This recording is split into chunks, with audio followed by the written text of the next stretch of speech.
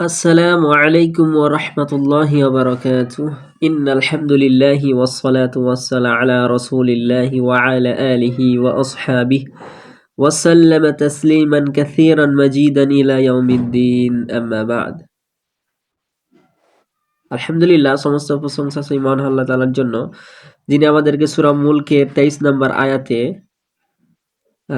আয়াতের বিশ্লেষণ করার জন্য উপস্থিত করেছে, তাই আমরা বলি আলহামদুলিল্লাহ। 23 নম্বর আয়াত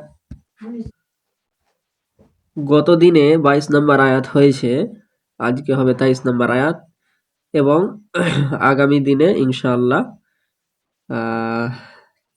24 এবং 25 এই দুটা আয়াত থাকবে ইনশাআল্লাহ। তো আজকে একটু শুরু করি। আউযু বিল্লাহি মিনাশ শাইতানির রাজীম।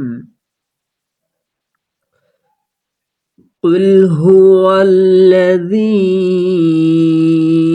أنشأكم وجعل لكم السمع والأبصار والأفئدة قليلا ما تشكرون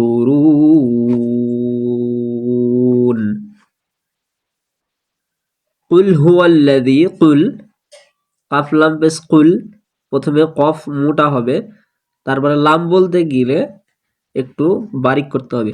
কুল কুল এভাবে বলবেন। কুল হুয়া তাড়াতাড়ি বলতে হবে, তাসদিদে ধাক্কা মারতে হবে লামে। হুয়াল্লাযী দিয়ে একটু টানতে হবে। একটু বলতে এখানে আবার হুরুফে মাদের পরে হামজা এসছে দ্বিতীয় শব্দে, ওই জন্য এটা মুনফাসিল হয়ে যাবে। তাহলে মুনফাসিলের টান হচ্ছে 3 আলিফ টান, তাহলে 3 আলিফ টান দিব। জি জাল ইয়া জের জিটাকে 3 আলিফ পরিমাণ টানতে হবে।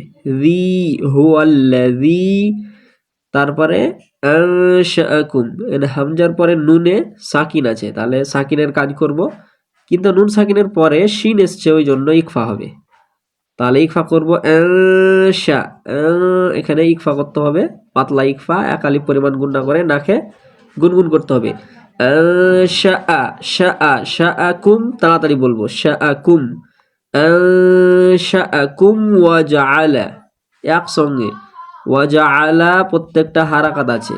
ওয়া জাআলা লাকুমুস সামআ, লাকুমুস সামআ, এটাও তাড়াতাড়ি বলতে হবে। লাম জাবার লা, কাফ পেশ কু, লাকু মুসামা, মিমের সাথে সিনের শামসে বর্ণের কাজ হবে, তাহলে লাকুমুস পাতলা লাকুমুস সামআ, আবার সিনের সাথে মিমের সাকিনের কাজ করব। সাম আইন যাবার আ, তাড়াতাড়ি পড়তে হবে। তাহলে কি হলো? লাকুমুস সামআ ওয়াল আবসার, ওয়াল হামজার সাথে লামের কমারি বর্ণর, ওই জন্য লামটাকে ধরতে হবে, হামজা লাম জবর ওয়াল, তারপরে আলিফের সাথে বায়ের কলকলা হবে, আবে ওয়াল আবে সর, সদ এবং র দুটাই হেভি অক্ষর, আর এখানে আলিফ পুর হয়েছে, আলিফ পুর একদমে হেভি করে বের করতে হবে। সর স আবে সর আবে সর আবে সর ওয়াল আফইদা, এখানে আবার কমারি বর্ণ ওয়াওয়ের সাথে লামের সাকিনের কাজ হবে প্রথমে ওয়াল, তারপর হামজার সাথে ফায়ের আফ, হামজা জের ই, দাল হা যাবার দাহ, কারণ ওয়াল আফ ইদা তা বলবো না, যদি আমরা থামি তাহলে এই যে তা জাবার আছে ওটাকে সাকিন করে দেবো, তা সাকিন, তাহলে সাকিনের কাজ করতে হবে, পূর্বেকার হারাকাতের সঙ্গে মিলিয়ে পড়তে হবে, তাহলে দাল হা যাবার দাহ।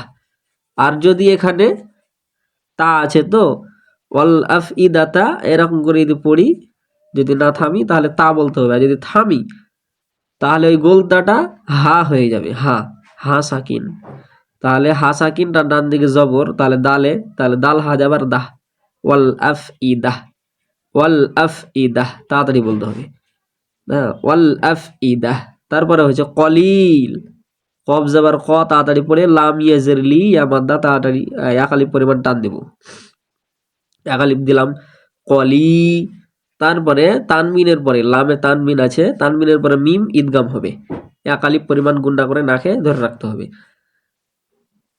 আর মিমে যদি তাসদিদ থাকে তাহলে তো ওয়াজিব গুন্ডা করতে হবে, তাহলে গুন্ডা করি, তাহলে কলিলাম এভাবে।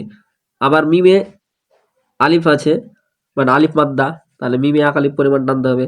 কলিলাম মা, কলিলাম মা আলিফ খালিটা টান দিকে মিমে জবর, তাহলে মা এক আলিফ টান, কলিলাম মা তাশকুরুন, তায়ের সাথে শিন, শিন মোটা শিন, শীষ বের করতে হবে ওই শিন।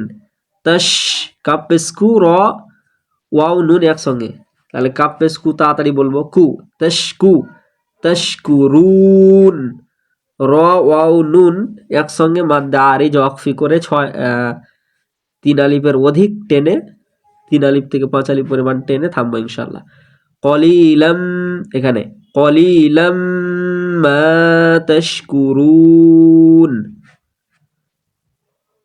কুল হুয়াল্লাযী, তিন আলিফ টান, হ্যাঁ, কুল, কুল, কুল হুয়াল্লাযী আনশাআকুম ওয়া জাআলা লাকুমুস সামআ ওয়াল আবসারা ওয়াল আফইদা। আর যদি এখানে না দম ছাড়ি তাহলে কি বলতে হবে?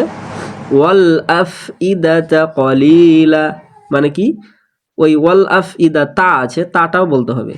আর যদি থামি তাহলে বলতে হবে ওয়াল আফইদাহ, এই তাটা হয়ে যাবে হা, হা সাকিন, তারপরে দাল হা জাবার দাহ, এভাবে পড়তে হবে ওয়াল আফইদাহ কলিলাম মা তাশকুরুন, এভাবে পড়বেন।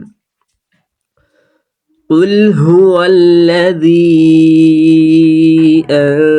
أنشأكم وجعل لكم السمع والأبصار والأفئدة قليلا ما تشكرون।